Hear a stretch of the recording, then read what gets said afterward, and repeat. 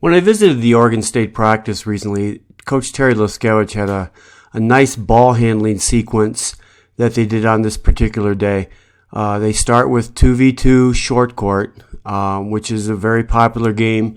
It's low impact, but it gets the players moving and touching and jumping the ball, and it's a nice way to initiate movement and ball control inside of a practice.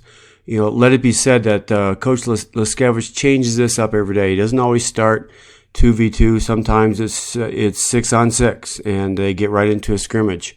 So there's lots of ways to go about your practice. I think one of the things that coaches need to do, make sure they're doing, is not allowing the players to get stale. So changing things up is probably a good move and something to keep in mind. From the 2v2, they go to a deep hit exchange where it's 3-on-3. Sometimes a front row setter, sometimes not a front row setter, depends on your personnel. And the person in this situation, the person who hits the ball, rotates out, and some of the substitutes on the end line will rotate in. Again, the focus on this is not so much to go up and hit the ball as hard as you can with a high error rate. The focus is lots of touches on the ball. So the setting needs to be accurate and the hitting needs to be with control.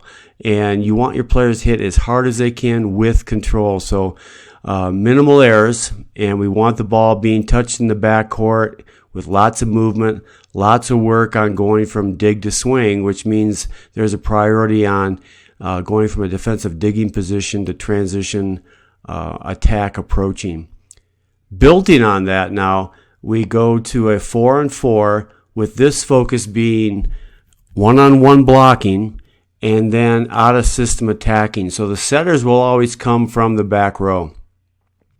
And then, as the setters move to the front row, they try to deliver a good ball from behind the 3-meter line, and the hitters get lots of repetitions of hitting a ball that's coming from behind the 3-meter line against one block, which is, at the end of the day, a large part of your offense is out-of-system offense. So the players have to get good at adjusting to where the ball's being set from, getting used to the ball coming from a different angle. So it's not coming from along the net, it's coming from the backcourt towards the net.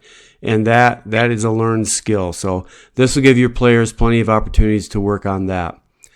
Progressing from this, they get into a old school, if you might call it, 6-on-6 game where you can only score when you're serving.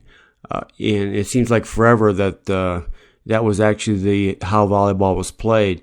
But by putting this in, it focuses the teams on they have to play good defense. They have to serve tough and try to get the opponent out of system, because the only way you can score is by either tough serving or defending. Either we stuff block for points or go from dig to swing. So, one of the charms of the old scoring system is it put a lot of emphasis on serving the ball in, and it puts a lot of emphasis on going block or dig to attack.